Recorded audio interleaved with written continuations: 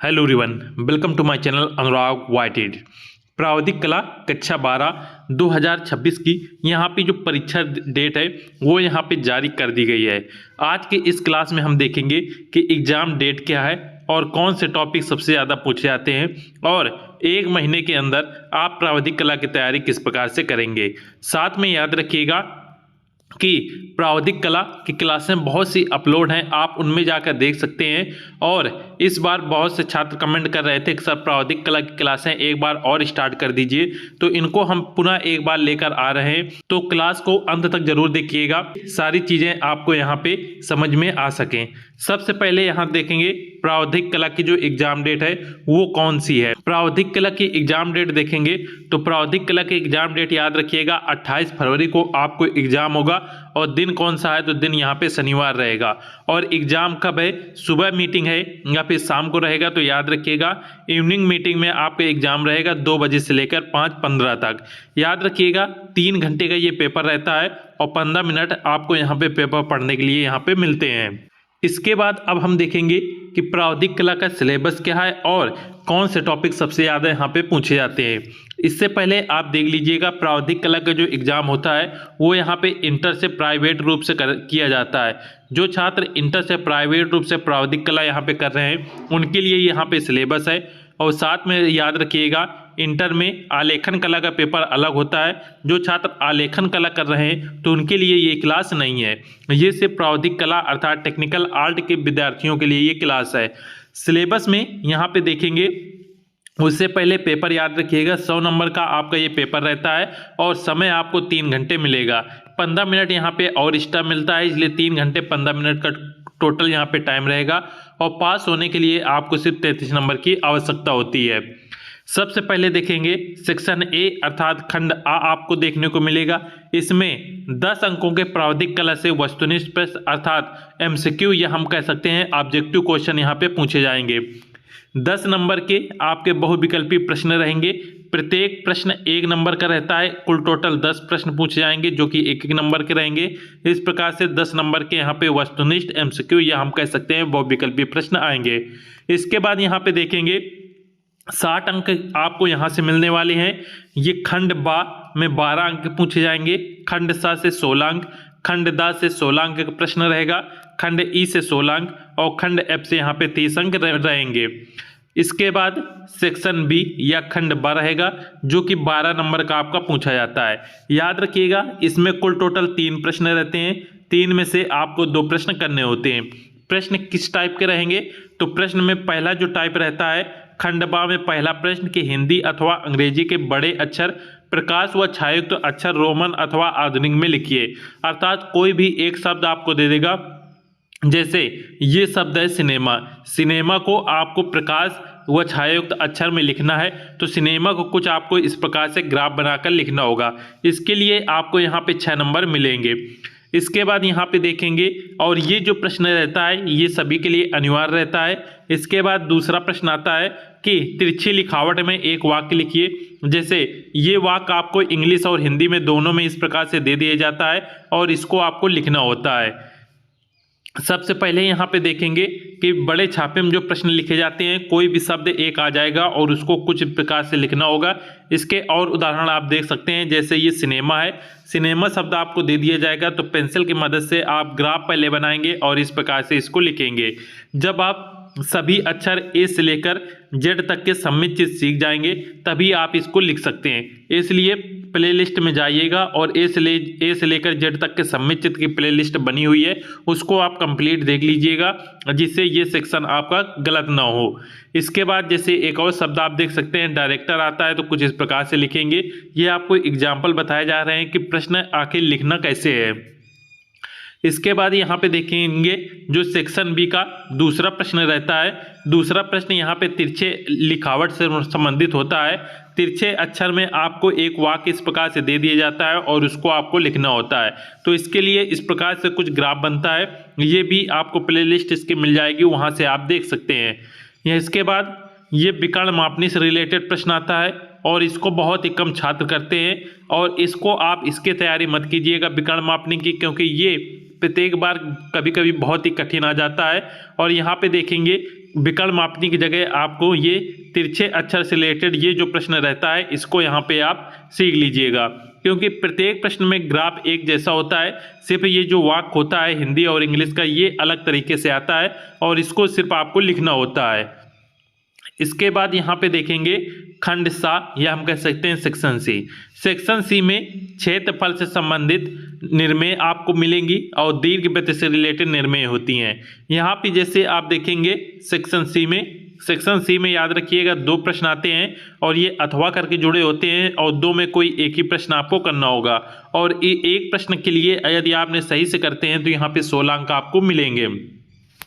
जैसे एग्जाम्पल आप यहाँ पे देख सकते हैं, यहाँ पे एक ये चित्र इस प्रकार से बना हुआ है। इस चित्र को आप पटरी प्रकार और पेंसिल की सहायता से अपने कॉपी में बनाएंगे, तब यदि आपने सही से बना दिया तो इसके लिए आपको यहाँ पे 16 नंबर मिलेंगे। इसी प्रकार से ये दूसरा चित्र है, ये सिर्फ एग्जाम्पल है कि चित्र आपको इस प्रकार से कुछ बनाने हैं। ये चित्र सेक्शन सी में आप पटरी प्रकार और पेंसिल की सहायता से बनाएंगे। यदि इन चित्रों की प्रैक्टिस आप करते हैं तो बहुत ही आसानी से इनको आप बना सकते हैं। इसके बाद आता है खंडदा। खंडदा में भी याद रखिएगा 2 प्रश्न आएंगे, जिनमें से एक ही प्रश्न आपको करना होगा क्योंकि 2 प्रश्न अथवा करके दिए होते हैं और एक प्रश्न के लिए आपको यहाँ पे 16 अंक मिलेंगे।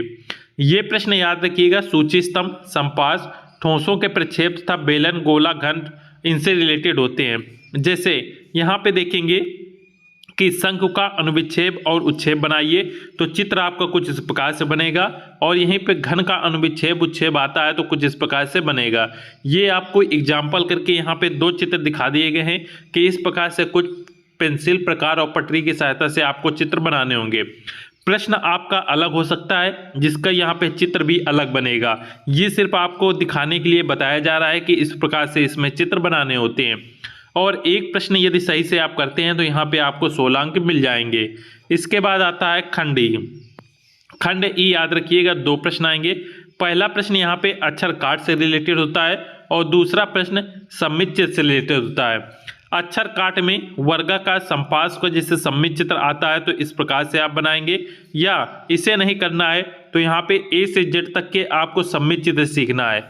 यदि आपको 2 सेक्शन यहाँ पे कंप्लीट करने हैं, सेक्शन बी और सेक्शन ये ई, तो आपको ए से लेकर जेड तक के सममित चित्र सीख लीजिएगा, उसकी प्लेलिस्ट आपको मिल जाएगी।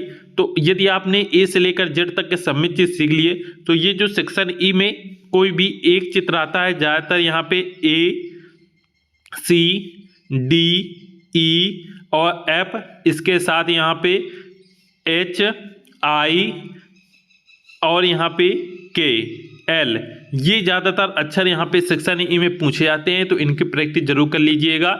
और ए से जेड तक आप यदि सीख लेते हैं तो सेक्शन बी में भी जो यहाँ पे बड़े छापे में कोई भी एक शब्द लिखने को आता है जैसे सिनेमा, डायरेक्टर, म्यूजिक, तो इन्हें भी आप आसानी से लिख सकते हैं। सेक्शन ई के बाद यहाँ पे देखेंगे सेक्शन ई, और बहुत ही इंपॉर्टेंट है क्योंकि एक ऐसा सेक्शन है जो 30 नंबर का पूछा जाता है।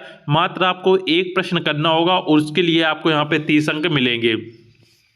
सेक्शन ई में याद रखिएगा 3 तरीके के प्रश्न आपको देखने को मिलते हैं। पहला प्रकार रहेगा स्मृति चित्रण, दूसरा प्रकट चित्रण और तीसरा रहता है यहाँ पे प्राकृतिक दृश्य से रिलेटेड। इन तीनों में कोई एक ही आपको करना होता है क्योंकि ये सभी यहाँ पे अथवा से जुड़े होते हैं। आप कोई एक ही करेंगे। सबसे पहले यहाँ पे देखेंगे यदि आप स्मृति चित्रण अर्थात पेंसिल से आप ड्राइंग बनाने में आपकी ड्राइंग पेंसिल से बहुत अच्छी बनती है तो आप यहाँ पे स्मृति चित्रण कर सकते हैं। इसमें वस्तु चित्रण या प्राकृतिक चित्रण के साथ साथ स्मृति चित्रण सफ़ेद कागज पर प्रकाश, छाया तथा प्रतिछाया सहित निम्न वस्तुओं में से किसी एक का चित्र बनाना होगा। घरेलू बर्तन, क्रॉकरी, शीशे व एनिमल आदि दैनिक जीवन की छोटी छोटी वस्तुएं या सरल पशु पक्षी जैसे कुत्ता, बिल्ली, खरगोश, हिरन, हाथी, पक्षी, बतख, मोर, तोता, मुर्गा, कबूतर, हंस आदि से रिलेटेड यहाँ पे प्रश्न आते हैं और इनकी जो लंबाई रहती है ये 15 सेंटीमीटर रहती है। तो इनको किस प्रकार से आप बनाएंगे यहाँ पे देख सकते हैं। जैसे प्लेट में रखा सेव बनाना है तो चित्र आपका कुछ इस प्रकार से बनेगा। मूली का चित्र आप इस प्रकार से बनाएंगे, लालटेन आएगा तो इस प्रकार से बनाएंगे, और सुराही का चित्र आता है तो इस प्रकार से बनाएंगे। याद रखिएगा सुराही दो प्रकार से बनती है, एक लंबी ग्रीवा अर्थात जिसकी गर्दन लंबी हो ऐसी सुराही, और एक सिंपल सुराही जो कि मटके के आकार की होती है। तो प्रश्न में देख लीजिएगा, यदि केवल सुराही लिखा है तो मटके के आकार वाली सुराही बनाएंगे, और लंबी ग्रीवा है तो इस प्रकार से सुराही आप बनाएंगे, और जग का चित्र आता है तो इस प्रकार से आप बनाएंगे। साथ में याद रखिएगा ये जो आपका स्मृति चित्रण रहता है इसमें आपको 5 से 6 प्रश्न देखने को मिलेंगे, और इन 5 से 6 प्रश्न में जो प्रश्न आपको सबसे आसान लगे वही केवल एक चित्र उसका बनाना होगा। जैसे मान लीजिए ये पांचों चित्र आपके प्रश्न में पूछे जाते हैं तो आपको इनमें जो सबसे सरल लगे उसका केवल एक चित्र अच्छी तरीके से बना के आएंगे तो उसके लिए आपको यहाँ पे 30 नंबर मिल जाएंगे। अब यहाँ पे आप देख सकते हैं कि स्मृति चित्रण में 5 से 6 प्रश्न आते हैं जिनमें कोई एक ही आपको करना होगा, और अच्छे से करेंगे तो 30 नंबर आपको यहाँ पे मिल जाएंगे। यदि आपकी ये पेंसिल ड्राइंग अच्छी है तो आप इसमें चित्रण कर सकते हैं, अन्यथा इसे आप छोड़ सकते हैं। इसके स्थान पर आप दूसरा यहाँ पे ये प्रकट चित्रण का चयन कर सकते हैं। अब प्रकट चित्रण में देखेंगे कि यहाँ पे कनेर, गुड़हल, पिंजी, कलियां, डंठल, पत्तियों तथा संपूर्ण पौधे के चित्र प्राकृतिक रंगों में छाया, प्रकाश तथा प्रछाया दर्शाते हुए बनाना है। जल रंग या पोस्टल रंग का प्रयोग कर सकते हैं। पौधे व पुष्प, पत्तियों के प्रत्येक अंग व जोड़ बनाने में विशेष ध्यान रखना चाहिए। यहाँ पे देखेंगे प्रकट चित्रण में अब यहाँ पे आपको कलर अर्थात रंगों का प्रयोग करना होगा। इसमें क्या होता है कि आपको क्लासरूम में इस प्रकार से गोलाकार बैठा दिया जाएगा। मान लीजिए कि आप इस प्रकार से यहाँ पे बैठे हुए हैं, और यहाँ पे बैठने के साथ मध्य में एक गमले में कोई एक फूल रख दिया जाता है। जो भी फूल रखा जाता है वो आपके कॉलेज में ही उपलब्ध होता है, तो आप स्वयं सोच सकते हैं कि आपके कॉलेज में कौन कौन से फूल उपलब्ध होते हैं। ज़्यादातर फूल गुलाब के, गुड़हल और गेंदा, सूरजमुखी, कनेर, गुड़हल यही सारे फूल होते हैं। तो इन 4 या 5 जो भी 5 से 6 ये फूल होते हैं जो सभी कॉलेजों में उपलब्ध होते हैं, इनकी प्रैक्टिस आप कर लेंगे अच्छी तरीके से तो इसमें आपको 30 नंबर मिल जाएंगे। और साथ में याद रखें जो फूल आपके क्लासरूम में रखा होगा वही फूल आपको बनाना है। जैसे गमले में गुड़हल का फूल रख दिया जाता है तो आप एक अच्छे गुड़हल के घर में प्रैक्टिस कर लेते हैं, तो उसी प्रकार से वहाँ पे एग्जाम हॉल में बना के आइएगा। या कनेर का फूल आता है तो आप कनेर का बनाइएगा, और सूरजमुखी का आता है तो सूरजमुखी का बनाइएगा। याद रखिएगा जो भी फूल होगा वो गमले में आपके क्लासरूम के अंदर ही रख दिया जाएगा, और उसी को देखकर आपको याद रखिएगा बनाना होगा। ये आपका प्रकट चित्रण से रिलेटेड हो गया। और जो छात्र यहाँ पे ये प्रकट चित्रण नहीं करना चाहते हैं और स्मृति चित्रण भी नहीं करना चाहते, और जिनकी यहाँ पे ड्राइंग बहुत ही अच्छी है तो यहाँ पे प्राकृतिक दृश्य कर सकते हैं। प्राकृतिक दृश्य आप देख सकते हैं कुछ इस प्रकार से बनाना होगा। प्राकृतिक दृश्य यदि आपकी बहुत अच्छी ड्राइंग है तभी आप इसे कीजिएगा, क्योंकि इसमें समय बहुत अधिक लगता है, और इसके स्थान पर आप यहाँ पे ये स्मृति चित्रण कर सकते हैं जो कि कम समय में हो जाता है, और कम समय में आपको करना है और पेंसिल आर्ट आपकी अच्छी है तो आप ये स्मृति चित्रण कर सकते हैं। आपको ये कंप्लीट सिलेबस बता दिया गया है और कौन सी तैयारी किस प्रकार से करनी है वो भी बता दिया गया है। आप यहाँ पे इनको देख सकते हैं और अपनी प्रैक्टिस स्टार्ट कर दीजिएगा। एग्ज़ाम आपका याद रखिएगा 28 फरवरी को आपका एग्ज़ाम है, तो उसी के अनुसार अपनी तैयारी कीजिएगा। और प्रावधिक कला से रिलेटेड आपको किसी प्रकार का डाउट है तो आप कमेंट में पूछ सकते हैं। साथ में याद रखिएगा जो छात्र इस वर्ष प्रावधिक कला भर दिए हैं तो एग्ज़ाम जरूर दे दीजिएगा।